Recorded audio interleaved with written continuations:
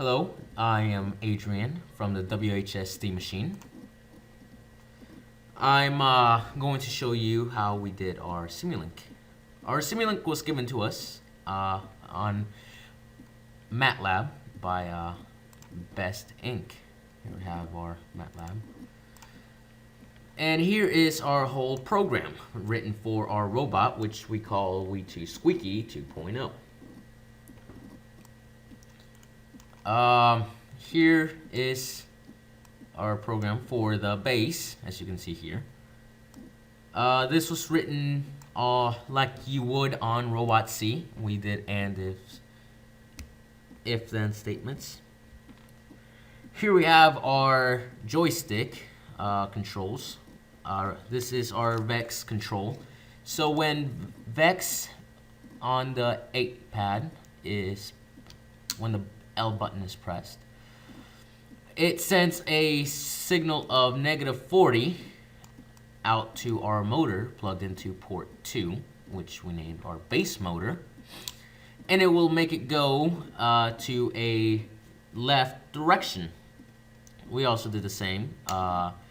We made the same motor move right at a speed of 40 when the 8 pad button R is pressed.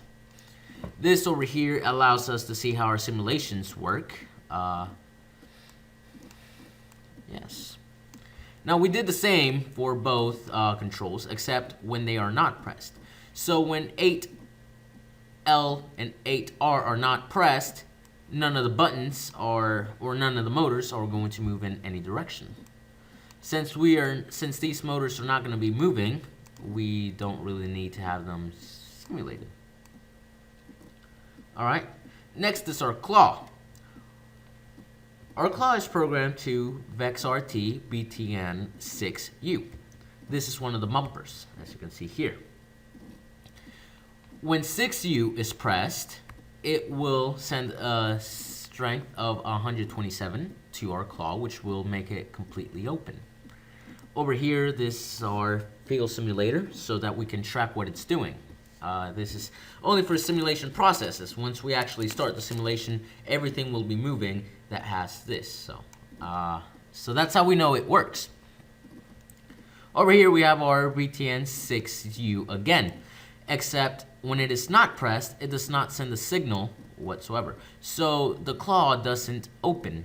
It shuts. It goes back to its 0 position.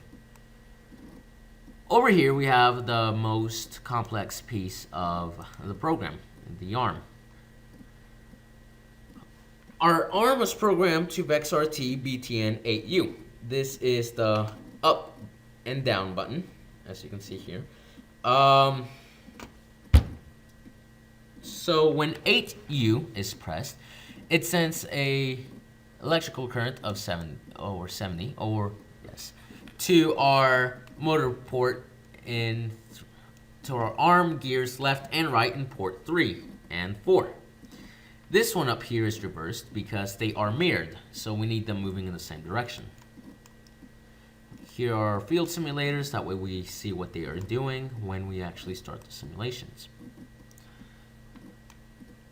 We did the same to 8 down, except it goes a little bit faster. So here is our negative speed of 75.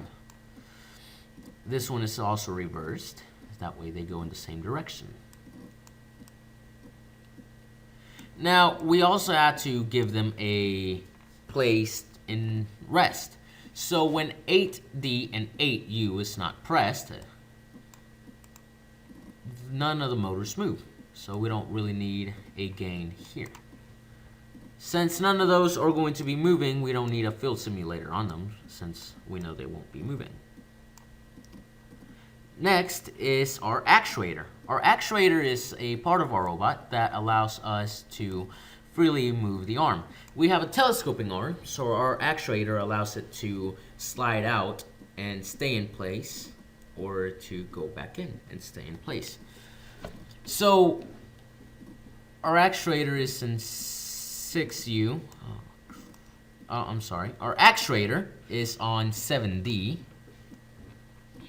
And When 7D is pressed, it'll send a current of 127, which will open the actuator to its full potential, and it will open. Once the 7D is released, the actuator will close again, and yeah.